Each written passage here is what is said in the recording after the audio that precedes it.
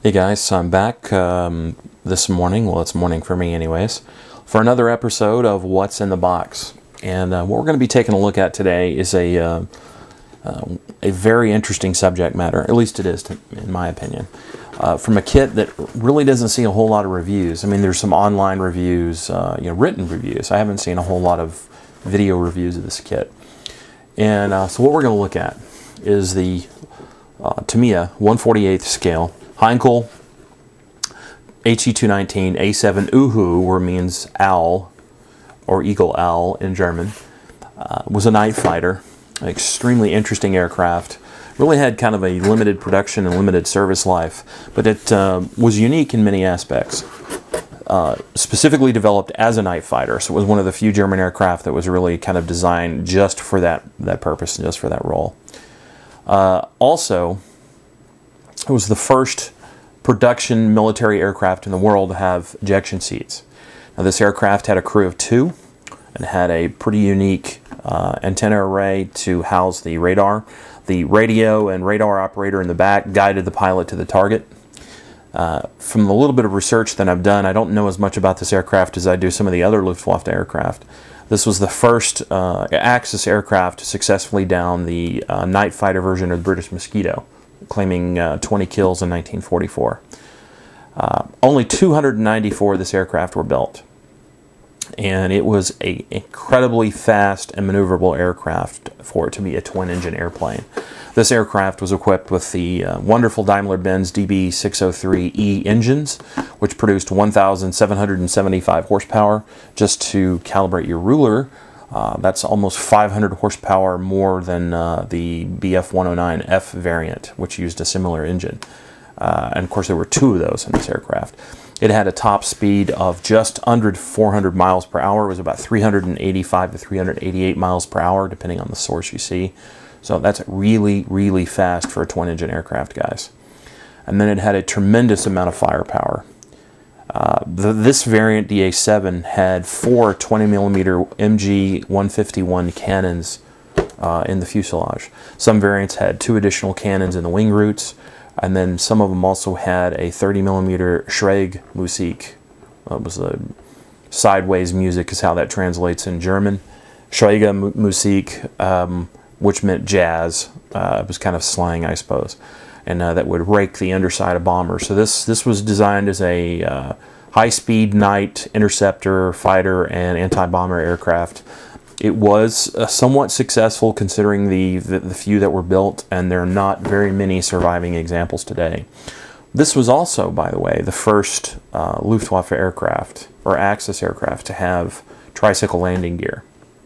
So that's enough background information. Let's take a look at what's inside the box. See what we have. So we've got multiple bags of sprues. I'll go ahead and set those aside and take a look at what we have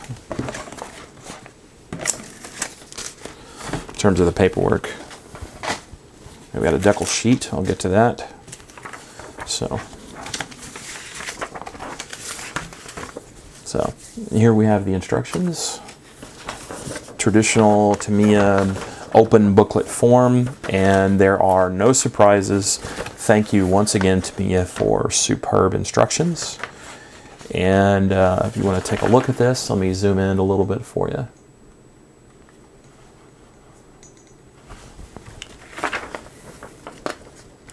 So construction begins of the cockpit and the fuselage halves early on.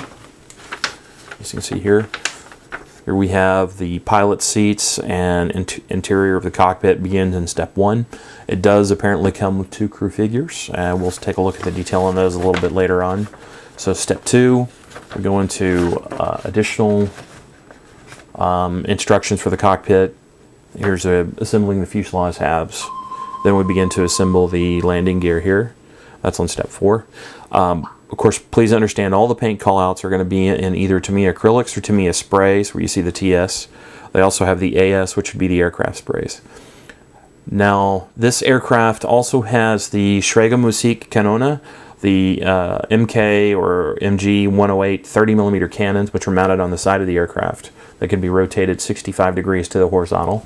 The radio operator and gunner maintain those. You could also feed the magazine from the inside of the aircraft, which is pretty unique. So, move on to step number 5. And we have construction of the wings, engine nacelles in step 6. Really pretty straightforward, very nice looking, easy to follow instructions. Thank you Tamiya for doing that. This is nice. Control surfaces, your ailerons and such appear to be posable. So that's nice. That's a nice feature that Tamiya has built into the model. And let's see what else we have here. Step 16, which is toward the end, we have the construction of the radar antenna. This can probably be very delicate. I have read that was one of the complaints that guys had with this kit, was the radar antenna were very delicate. I wonder if there's a brass replacement other than the polystyrene. I may look into that. But I suspect this is usually typically good Tamiya engineering. Really nice painting and marking info on this aircraft on the back, showing us basically one version. Saying the first NJG1, I'm going to assume that's Nachtjäger-Geschwader 1, May 1945. And only 3 colors in that. They're calling out the Tamiya aircraft sprays for this. And I'm sure there will be RLM equivalents. I have the Vallejo color set to do this model. There's also a separate painting and marking guide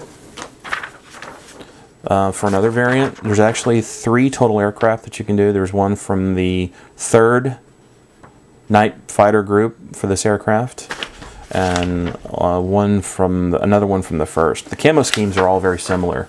So you see with, it's going to be RLM 66 probably on the bottom, which is the dark gray or black color, and then this speckled camo pattern from the top. That's kind of how they're all going to be painted, just kind of like how you see here in this black and white photograph, with the black or dark gray on the bottom, with the speckled camo on the top. So I think it's a neat looking aircraft. It's an attractive airplane.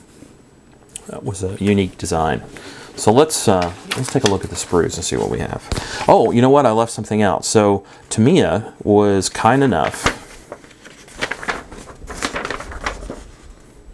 to include this full-size printout for painting and marking, which I presume you're supposed to photocopy and make a mask out of this, which is kind of nice. So you can make your own frisket or mask out of this if you photocopied it or scanned it and uploaded it and did that. So that's kind of nice as well. You know, one of the things I left out, I meant to mention, is the age of this kit. Not a lot of people are aware of this model. Obviously, Revell has the 1/32 scale version, which is a superb kit. This kit is from 1997, so it's not that old. But I think what you're about to see, you will find very interesting indeed. So let's go to the first sprue. And in the first bag, I have basically parts for the engine nacelles, and Tamiya has included their their typical polycaps, the propeller spinners. And spinners obviously will rotate, which is a nice feature built in. Not sure I understand why they do that. I think we're going to play with our models. I suppose that lets you pose your propeller. And there is a pilot figure. And he's not terrible. The detail is not fantastic. I'll let you guys, how well you can see that. Maybe you can zoom in. There's the pilot. You guys can tell me what you think. Now, recessed panel line detail throughout on this kit. There's some really nice rivet detail. This is a part of the engine bay assembly. You guys can see in this part here. Really nice looking rivet detail. So those two sprues in that bag. And what else do we have here? Now, this is a much larger sprue.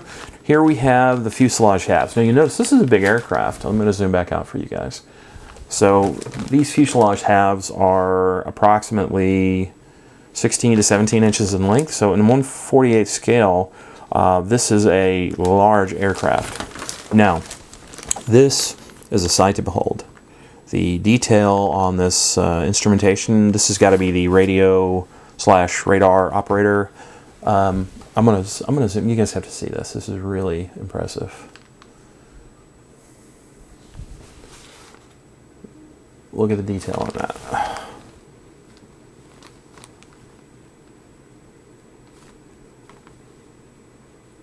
Camera doesn't want to focus, so let me try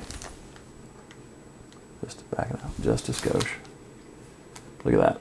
And this is from a 1997 kit. Now there's the tub where the pilot sits. Also really nice. That's just going to take dry brushing fantastically. Although I would assume that there are decals for most of the instrumentation inside this kit. Now, you look at this, and what we have here are the two Mark 108 30mm Schrägmusik Kanone, the sideways cannons. Basically, I guess is how you translate that. And some additional instrumentation here. The detail on this, considering the age of this kit, is spectacular. And these panel lines, I mean, look at this. Look at these panel lines, guys. I mean, this is Tamiya, of course. I mean, we've come to expect that from them, but for 1997, that's really, really nicely done, guys. The next sprue is part of the wings and the vertical stabs, the vertical stabilizers, and clear parts as well. So once again, really nice looking recessed panel lines throughout, including some really nicely done rivet details, like for example some of these access hatches over the engine nacelles. This is a short-winged aircraft. Look at the rivet detail on the wing here. It's impressive. I don't think you can go wrong here. Well, Tamiya's definitely got a home run in terms of detail. And I think we can assume, since it's a Tamiya, the fit, like most of their kits, and the design is probably first class. This last sprue is the mirror opposite of, let me back out, the other one where you have the two halves, the upper and lower halves of the wings, as well as the tail parts of vertical stabilizers.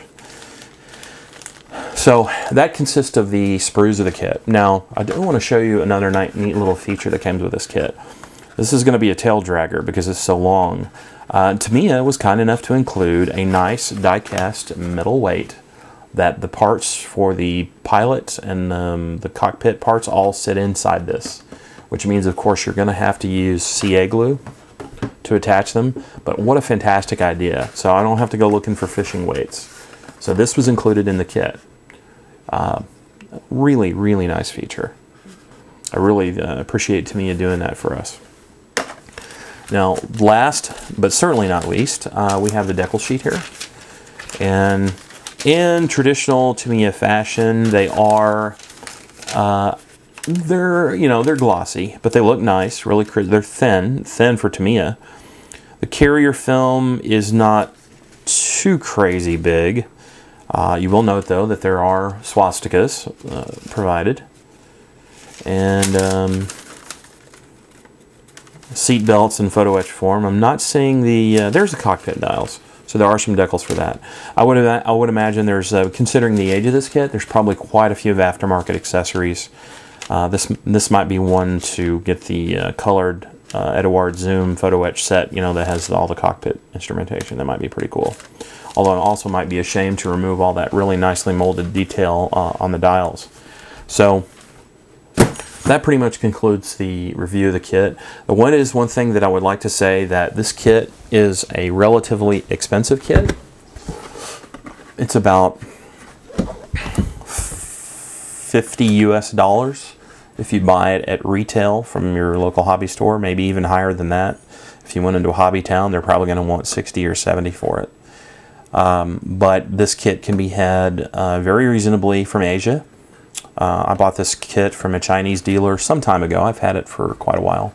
And I think I paid about $40 total with shipping. I think it was about $32, and then there were $17 or $18 to ship it. It's a long ways from China. So anyways, that concludes this episode of What's in the Box. I definitely recommend this kit. If you're looking for a more interesting subject, this is, of course, a night fighter. And I know Hamilcar is a big fan of German night fighters, and I like them too. Pretty interesting designs they had. It's an extremely detailed kit with a lot of neat features. and I don't think it's crazy expensive. I'd certainly recommend it. I hope everybody has a good day. Talk to you later. Bye.